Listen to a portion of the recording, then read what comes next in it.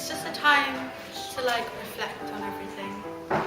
A time about thinking about others. To me personally, I think that Lent is a time where you give everything that you can and you give up all the things that put you like stop you from doing what you should be doing, and like when you put yourself straight and you sacrifice things for God. A time when you give up stuff, and I think also helping others, generally being a good Christian, I guess. Lent means to me sort of giving up something that you usually have in your life. It's a time of reflecting and like thinking about what Jesus gave up for us. I think that Lent is a special time for everyone, and it's a time to reflect on our faith, and we should think about changes in our life. That means to me giving more.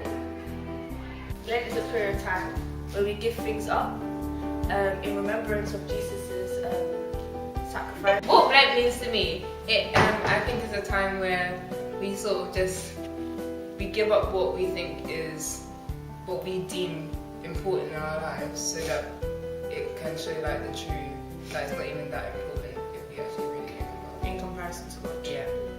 In comparison to what he actually gave up for us. Yeah. You know, the whole dying thing.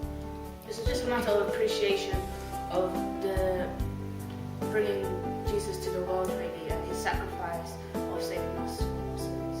And by us sacrificing one thing that's small for that short period of time, it kind of shows our appreciation, like Karen said. To me, Lent is about gratitude and being able to appreciate the things that you have in your life.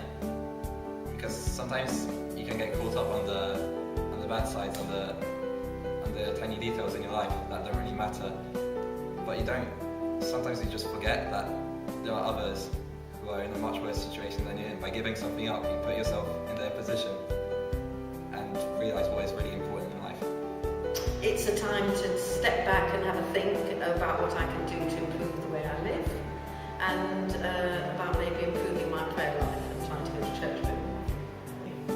In a way, Lent is the second most important time in the Christian calendar after Advent, because Advent is more the preparation for Jesus' birth. This is the preparation for Jesus' death, which then leads to his resurrection. And it also shows that through the Gospel each week in Mass, that you can see how Jesus is progressing along on that path. He knows he's going to die. You can tell that, you know, his choices leading up to that. He doesn't have much choice in this, but he knows he has to do it.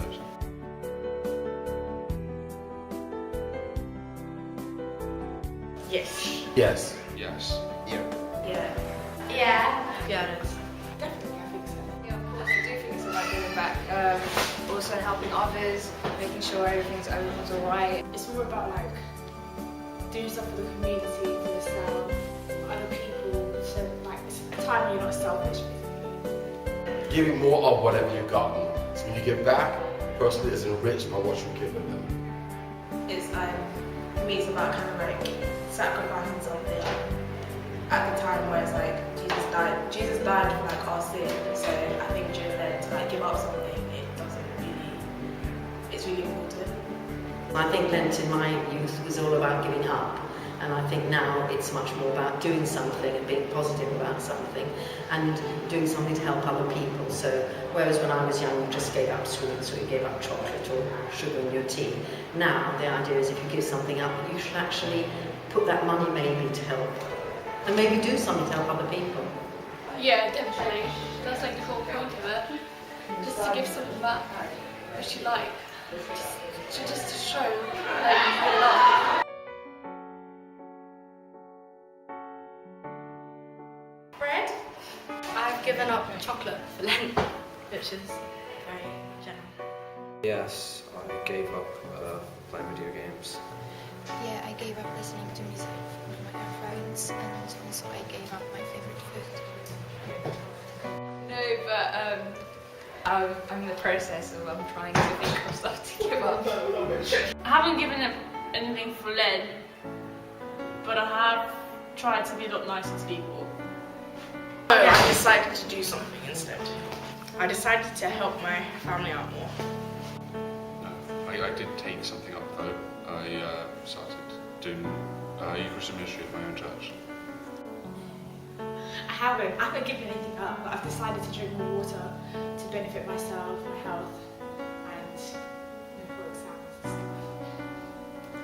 I've given up meat because I've realised my meals I've done this like 3 years now, but I've noticed that meat is like the biggest thing I consume in my daily diet. Especially being African.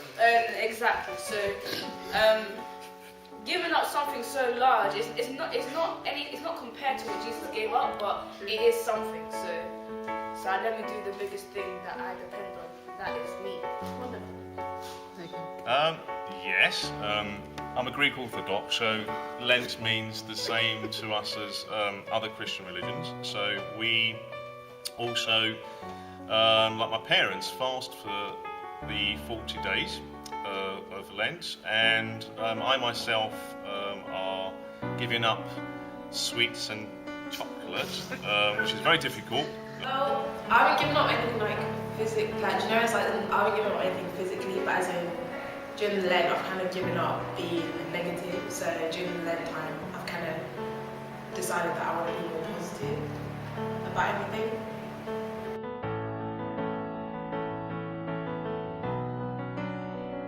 I volunteer on Saturdays in a charity shop. Well, hopefully the money that is being raised by the charity shop will help people in the community. I raised money for charity and I give it for charity. I've given to charity a few times during Lent, and I was going to volunteer at my local parish. I've tried to help more with like people and friends. To help more with my friends and like try to help other people and just be a better person and help my family more. I normally help people tutoring in Spanish. I've helped if anyone with knee problems, listening to them, giving them advice, making sure they're alright, because I think that's what I like to do. I decided to teach my brother more at home. I read with him every day and we learn new key words. I used to volunteer at a charity shop for like 2 years. I did volunteer for my really cash charity at a couple of rugby games, so just collecting with buckets outside. A year ago, I went to work into charity shops, British Heart Foundation and Scope, and I found that it was a good experience. It was for me and to help other people. In church, we do go outside and try and talk to people about outside, encourage them to come to church. So through that's what I like to do.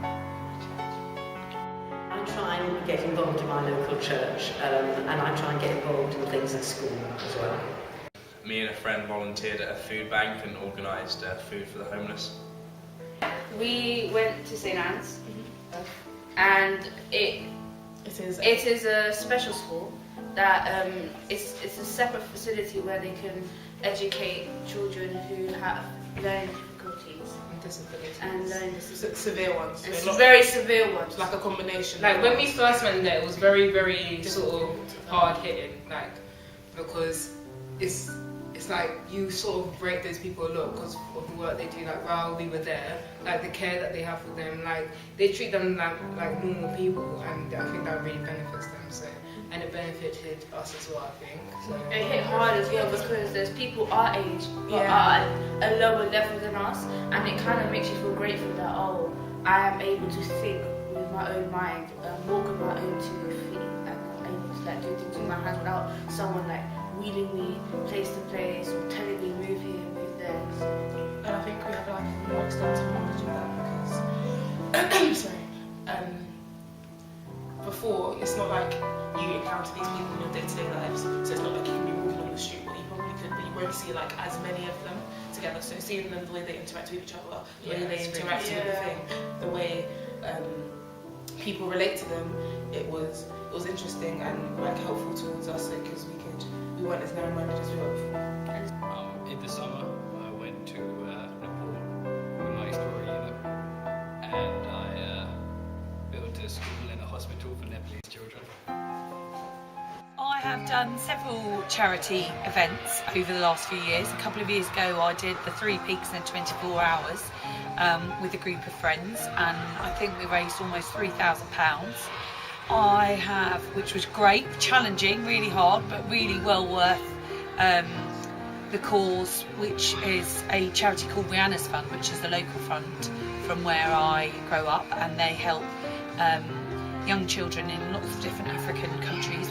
They build schools and things like that, so that was really rewarding.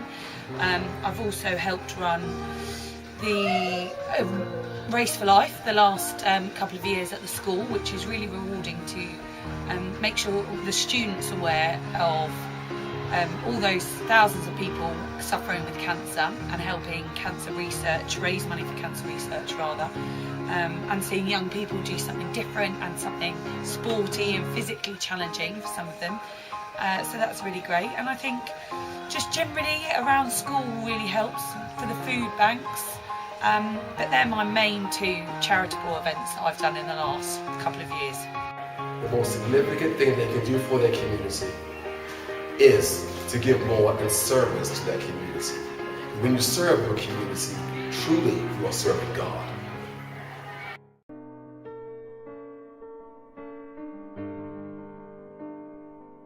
My family.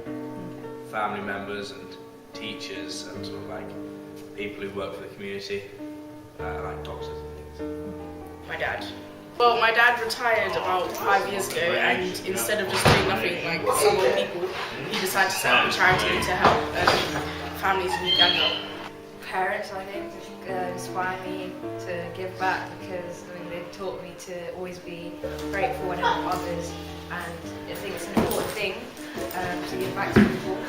I guess it's my parents, because they've given me so much, and I just think that it's finally time that I can give back to them. My wife. My mother as a nurse and my wife as a counselor. Since they were very young, all they ever dreamed of doing was doing for other people. My mother in the health profession, my wife in the mental health profession. How they can help. They consider their contribution to be their most significant meaning, or have the most significant meaning in their life.